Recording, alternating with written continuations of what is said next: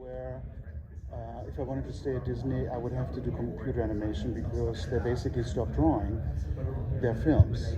And I took a class in computer animation and found out how that works and what that would be like. And I decided I need to stay with drawing and express myself graphically because that's just in my DNA. And I said, let me now focus maybe on my own project. Because even working at Disney, there were always times where I thought, while working on Lion King or Aladdin or all these others, what would your own project look like, your own short film, you know? And then I even thought maybe this could be a weekend project. Like during the week, you work on Beauty and the Beast, and then you come home and work on your own film. But it doesn't really work that way because your focus, your whole attention is on the Disney work, basically. So then after I found myself on my own, I did have a chance to develop a short film. And it's not really a short film, it's what they call a featurette. It's just under half an hour, you know. Because when I tell people about I did a short film, people think it's 7 minutes long, you know. No, this is a bit more than that. And so yeah, here it is, all these years later, and I'm very proud of it and glad that we finished it. When we were done with the film, of course we had to do the credit sequence at the end, and that was easy because you know who needed to be listed. And then I thought I should dedicate this to somebody. It's what you usually do as a filmmaker. And it could have been my parents, it could have been this artist or that artist. And then I thought, well, my whole career really couldn't have happened and wouldn't have happened if it wasn't for Erik Larsen, because he was a Disney animator who I contacted first, because I found out, growing up in Germany, that Disney had an animation training program going in the 1970s. And Erik Larsen was head of that. And I thought, I need to write to Erik and find out what I can do as a kid or a young teenager to prepare myself for a job at Disney later. So I wrote to Erik, and eventually, this is then years later, I had the courage to send him some samples of my artwork, life drawing, animal drawings, and all of that.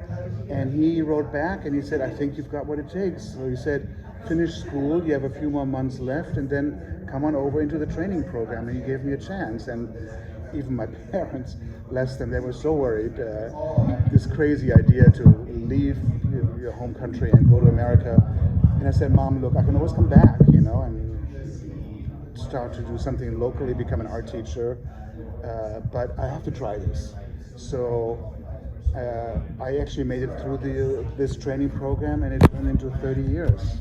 So I had to dedicate the film to him, because without Erik, all this wouldn't have happened. Was that through CalArts, the program, or was No, that was an internal Disney Studio program. Yeah, I checked CalArts out as well, because I remember seeing a program on German television about a school in Valencia, just north of Los Angeles, where old Disney artists were teaching students in the art of Disney type of animation. I thought, I have to go there. And so I found out about the address of that school and wrote them a letter. And I said, can you send me information? And they did send me the beautiful catalog with the mountains and the modern art school. And then there were the fees in terms of how much it would cost, and there was just no way my parents could pay for that. So I did not go to CalArts. And I wrote Erik Larsen that I was a little frustrated because I felt like you almost have to go to that school in order to get a job at Disney. And Erik said, no. He said, you're doing fine.